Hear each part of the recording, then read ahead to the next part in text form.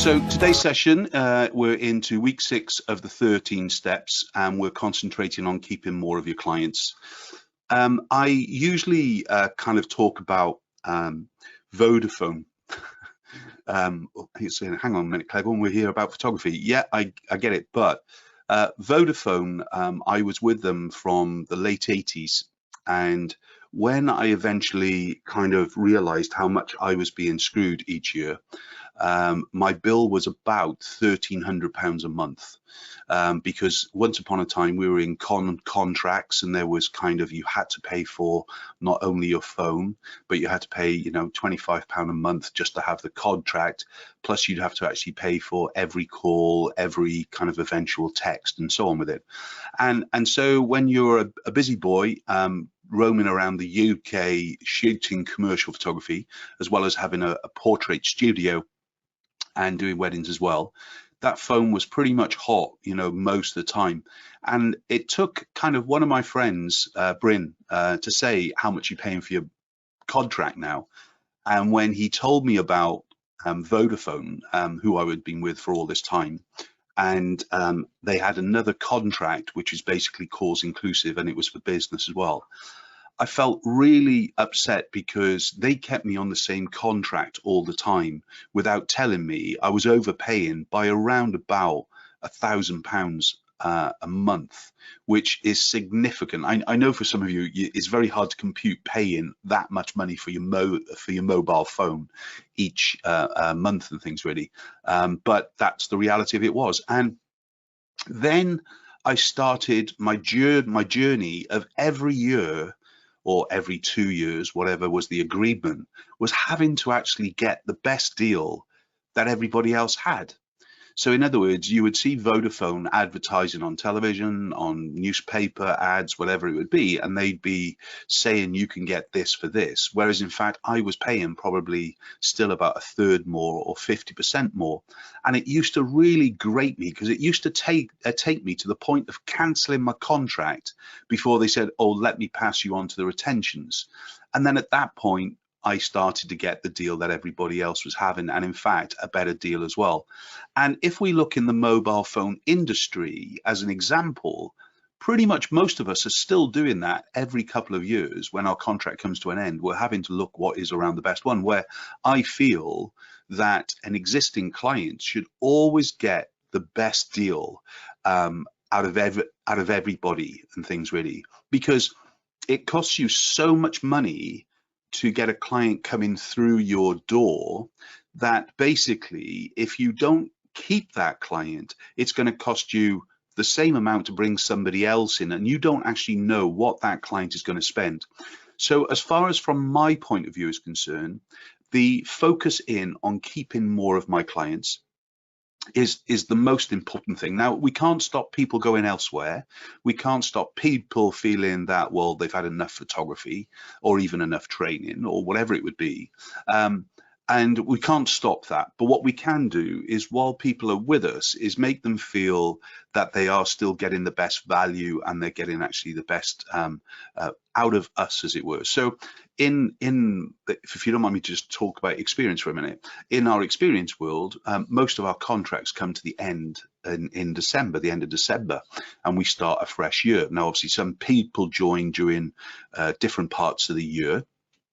But what happens in their second year renewal, they all start on the January. So if somebody started in April of 2021, then in April 2022, we wouldn't be looking for them to sign a new contract with us then for a year. We'd actually say, well, here's an extended contract until the end of December, and then you can decide on what kind of you want to go on from there. But what I'm trying to get at is what I do with the retention is, A, give them a financial benefit that outweighs people who are just joining for the first time. As I said, retention of clients is absolutely key. If you can't financially benefit a client, then of course we can start to look at what we can do for them to make them feel even more special and things, really. And those are some of the things I'm going to talk about now, about how you can keep more of your clients by thinking about them in a slightly different way. What I don't want them to do is just forget about you because you haven't been in touch. Or for you to forget about them because you are too busy doing other things. And at times, remember, we're talking about not being busy and really making lots of money. We can actually end up being busy fools. So we have to address everything on that. Do we want a client back who doesn't spend money? Well, no, we don't.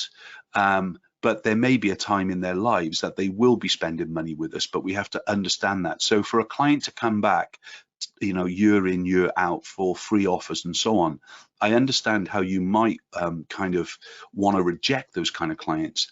However, the feel-good factor, the brand value, and if we accept that 20% of our clients coming through our doors in a year may never spend any money at all, especially when we're running a promotional business basis, we're accepting them as a part of our kind of going through the ring. If somebody, you know, comes in a third time for a kind of a free giveaway, whatever it be, then I agree with you. Then you basically start to actually look at them and actually go, well, we need you to move into one of our portrait promotions in a year, but there's a minimum spend of X. But you'll have to have something in your terms and conditions that basically stops them from being able to apply. Remember, in giveaways and competitions and so on, the terms and conditions are very, very strict, and you can get in trouble if you don't offer it out to all people unless it's stated in your terms and conditions as such. So when we're talking about past clients and we're talking about a journey, we're talking about the bottom run. In fact, it should be, for me, at the top, because once we have past clients, we want to nurture them to keep coming back to us. So what are the kind of things that we can be doing?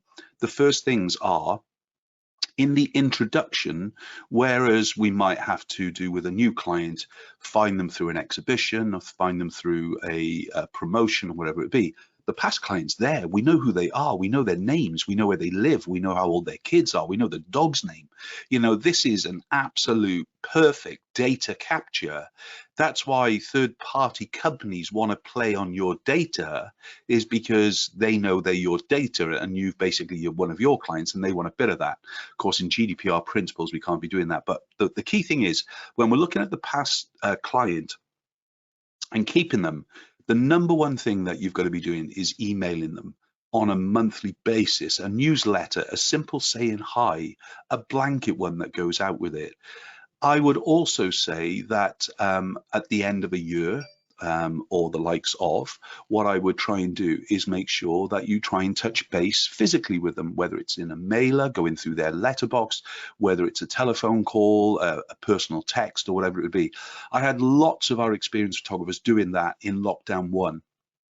By kind of the end of week 4, week 5, pretty much most of the experienced photographers who were active within their business in lockdown 1, they initiated the touching base with clients. And that's why pretty much most of our studios opened up to a real flourish of clients, a huge amount, record weeks and months that were allowed to actually be done. We even were shooting outside on location when people couldn't come into our studios and so on. So by contacting the client, it makes them know that you're still around and what you're going to be doing and things ready. I would always say that they should have almost a preferential diary, as it were, or first access to the diary, and that again in the newsletter access can be given with them and things ready. So let's kind of look at what we're doing. So I mentioned about the email contacting and things really. So, you know, just some ideas for you to go away with to clients. Now, if you use a mailing company like a MailChimp or whatever it be, and you can put a tag in there, which was their session date, you know, October 21, October 22.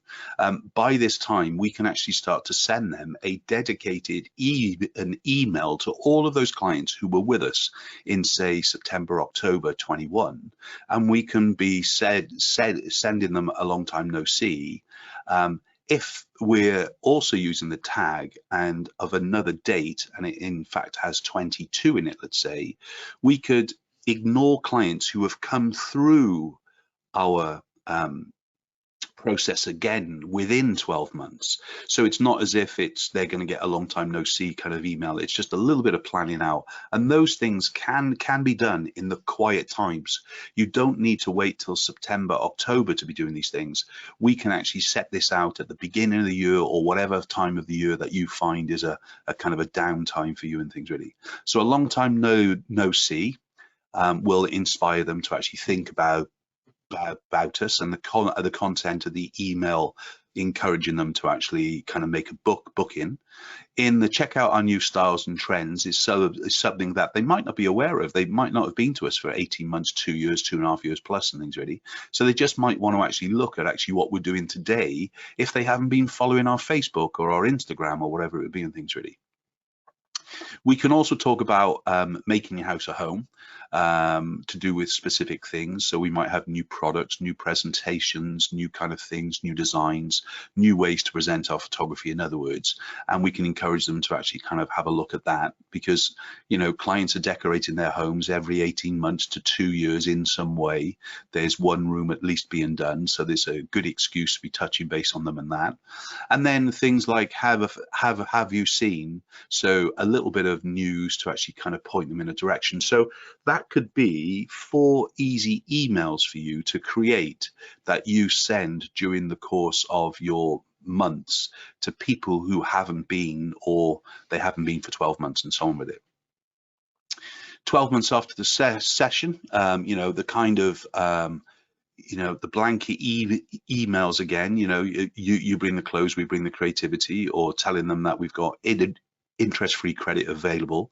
One of the great things we've just introduced into the experience group now is, whereas we introduced interest-free credit, and this is for small companies as well, remember, not everybody is a 300,000, 400,000, £500,000 portrait studio. Many are kind of sub-VAT and so on. So pre-lockdown, we were able to actually put in place a interest-free credit provider. The negative in that, there was a contract for 12 months and they had to pay a set fee each month to actually use the service, whether they were using the IFC or not. This year we actually replaced them with a company which doesn't have a monthly fee. So in other words, if our photographers don't introduce, or their clients don't use their interest-free credit facility, then it's really not costing the photographer anything at all within things, really. So again, excuses to be in touch with clients. That's all we're really trying to do. I know this is going backwards in time as far as the good old days of Mark Cleghorn photography, but we always used to hand over a card to a client to make them feel special. Those who'd spent above a certain amount of money, and basically this was to make them feel that they belong to us, that I'm their family photographer, or we're their family photography business. And the whole point of doing this was to ensure that they felt they were privileges involved and things. So as you can see here, a complimentary portrait shoot every time you come into us. So what that means is that they never have to worry about an offer. They can always come in and save the £95 minimum session fee. They get a complimentary print, so a free print to go into their memory box. We used to call it our heritage box. And then it was just a loose 7x5, and on the back of the image was a sticker with the people's names and the date and everything else with it and things, really. So not really for them to use on display, but really as their family heritage and kind of how the kids were growing up and so on with it. And that was a good way for us to keep clients coming back in time and time again. Plus we did the dreaded, we gave them a 10% discount on all our prices, which I never like to give money away.